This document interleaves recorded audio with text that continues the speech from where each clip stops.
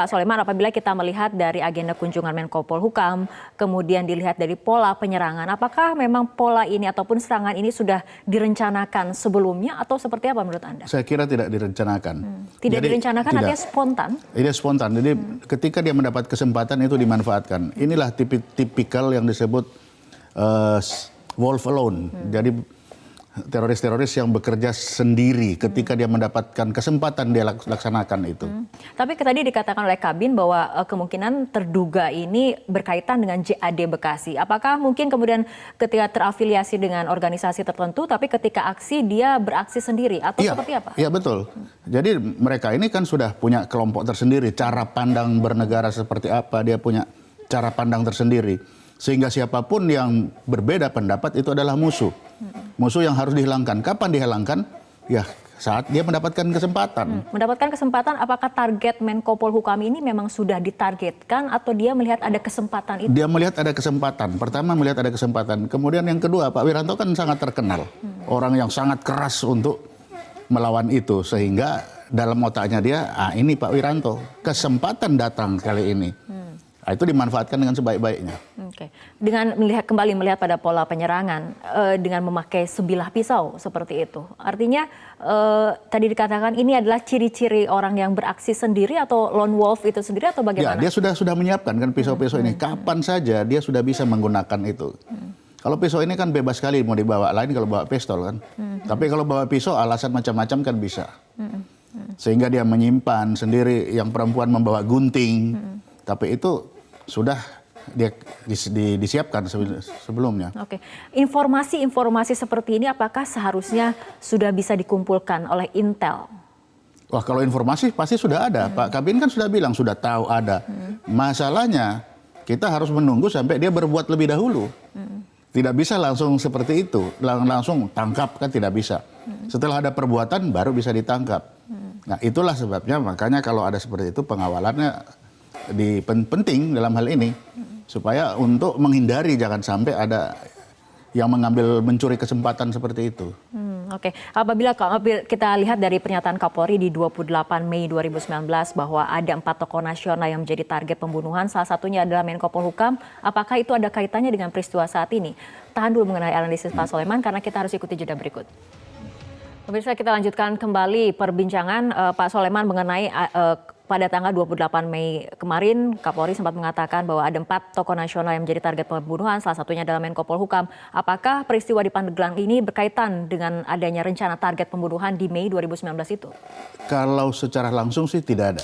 Secara langsung tidak ada. Tapi tidak langsung itu pasti ada. Kenapa? Karena nama penyebutan Wiranto itu tercatat dalam kepalanya orang dua ini.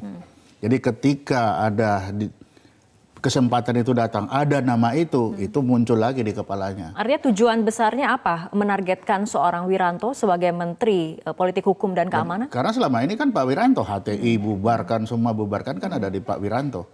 Sehingga Pak Wiranto dianggap musuh bersama bagi kelompok ini. Sehingga harus ditiadakan. Itu yang menjadi pesan terbesarnya dari aksi yang dilakukan ini. Tapi seperti Anda tadi katakan, ini adalah aksi orang per orang, artinya sendiri? Tapi sendiri, karena dia untuk melaksanakan bersama-sama kan sulit.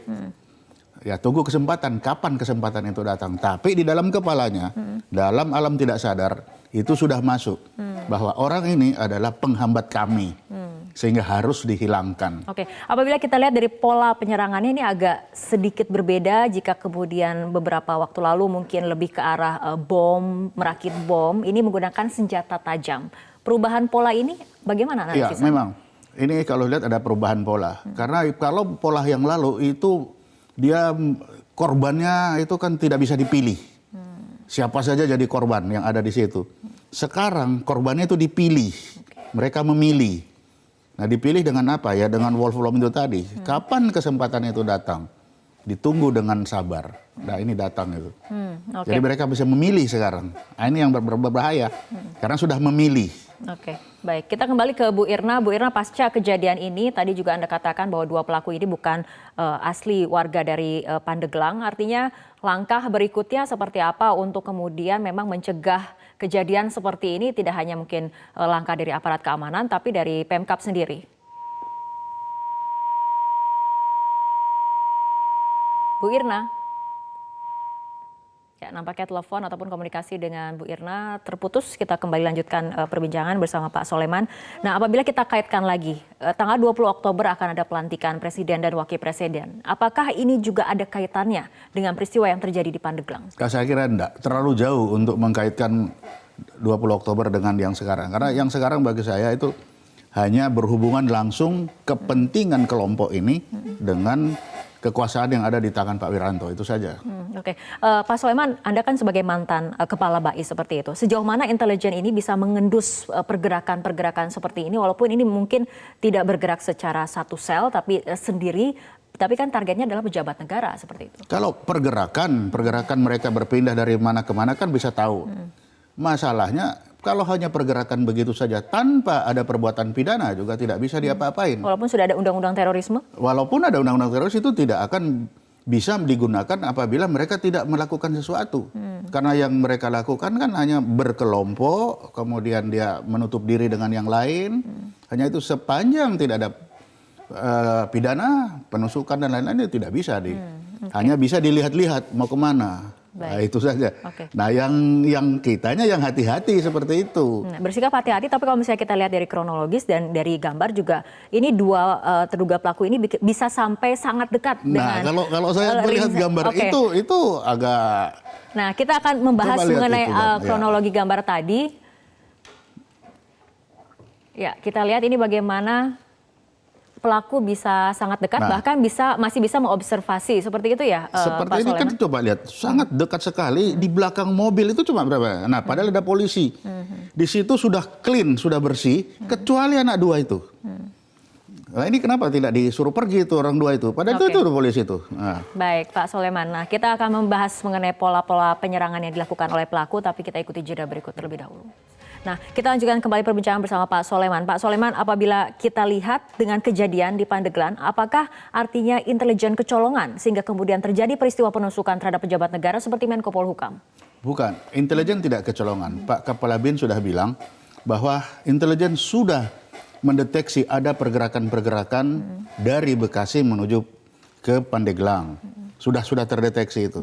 Nah, seharusnya setelah ada ini yang melihat, apalagi tahun lalu juga ada penangkapan juga di Pandeglang kan. Nah, seharusnya para pengawal yang dekat ring 1 itu yang harus berhati-hati. Di situ dalam rapat Kominda ketika ada kunjungan Pak Wiranto sudah pasti akan dikasih tahu. BIN sudah menyampaikan ada pergerakan, ada perpindahan. Nah, pengawal yang paling ujung tombak di situ ini yang harus berhati-hati. Kalau saya melihat dari apa yang terjadi sekarang, dalam jarak 1 meter itu masih ada 2 orang yang tidak dikenal. Seharusnya paling tidak 3 meter radius itu semua orang di situ harus sudah dikenal oleh para pengawal. Seperti yang dilihat di layar kaca kita bisa lihat. Tapi di layar kaca itu 2 orang itu pasti tidak dikenal. Dengan pakaian seperti itu siapa yang mau kenal mereka berdua? Dan itu hanya berdua, yang lain kan tidak ada. Coba bisa dilihat, hanya 2 orang itu, kemudian yang ada polisi-polisi. Seharusnya ini pergi 3 meter lah paling jauh. Tapi itu dalam hanya 1 meter di belakang mobil, kok masih ada orang tidak dikenal. Nah, di sini kalau saya melihat yang kecolongan adalah pengawal, bukan intelijen. Tapi Anda katakan tadi sebetulnya di rapat Kominda seperti itu, pasti apabila ada pejabat negara datang, pasti ada. Pasti brief. sudah dikasih tahu di brief, sudah ada pergerakan-pergerakan ini. Apalagi Pandeglang tahun lalu kan ada penangkapan di situ. Sehingga ini alertnya harus ada sedikit. Di atas lah yang lain-lain. Nah, tapi kenyataannya ya kita bisa lihat sendiri itu fakta. Hanya 1 meter di belakang mobil. Seharusnya 3 meter lah paling tidak itu clean dan kita tahu kenal semua siapa aja yang ada. Tapi untuk lone wolf dan juga ada kaitannya dengan sel, mana kemudian yang paling sulit untuk dideteksi? Apakah dengan aksi perseorangan seperti ini atau yang kemudian memang direncanakan secara matang berdasarkan kelompok? Pak Soleman, tapi tahan dulu. Jawabannya kita harus ikuti jeda berikut terlebih dahulu. Anda dan kita akan lanjutkan kembali perbincangan. Pak Soleman, apabila kita lihat dari pernyataan Bu Irna, Bupati Pandeglang tadi mengatakan bahwa 2 pelaku ini bukan berasal dari Pandeglang itu sendiri. Artinya memang ada pergerakan-pergerakan yang sebetulnya mengharuskan kerjasama dari masyarakat juga untuk sama-sama kemudian mewaspadai apabila ada orang-orang yang kemudian menunjukkan karakter ataupun sikap yang mencurigakan seperti itu. Ya, memang. Jadi sekarang salah satu cara untuk mencegah terjadinya seperti ini harus adanya kepedulian kita terhadap tetangga. Apakah ada orang baru, apalagi kalau orang baru ini apakah ada kelainan dengan masyarakat sekitar, tidak mau bergabung, cara berpakaian yang berbeda. Nah ini harus menjadi perhatian. Kalau tidak akan jadi seperti ini. Oke, apa kemudian dampaknya ketika terjadi aksi penusukan terhadap seorang pejabat negara apabila kita lihat dari kacamata sel-sel teroris itu sendiri? Nah, yang terjadi sekarang mereka ini memilih sasaran. Dia akan memilih siapa yang akan menjadi sasaran saya, siapa yang paling dianggap menghambat pergerakan mereka, sehingga bisa dipilih sama mereka. Sehingga dia tidak ngawur-ngawur lagi, tapi pemilihan-pemilihan. Yang siapa yang akan menjadi sasaran. Tapi dengan aksi seperti ini, artinya apakah menjadi peringatan bahwa keamanan ini harus ditingkatkan terutama menjelang 20 Oktober nanti? Saya kira tidak hanya untuk 20 Oktober, tapi untuk selanjutnya ini bagi kita semua harus memperlihatkan lingkungan. Kalau kita acuh terhadap lingkungan, maka ini akan bertumbuh subur. Ini tidak baik untuk berbangsa dan bernegara ke depan. Jadi kita sekarang harus aktif melihat sekeliling, apakah sekeliling kita ini tidak ada yang aneh-aneh. Kalau ada aneh-aneh kita harus melihat dari mana mereka, mengapa mereka begitu, apa yang akan dilaksanakan. Sehingga ini membutuhkan kepedulian kita semua.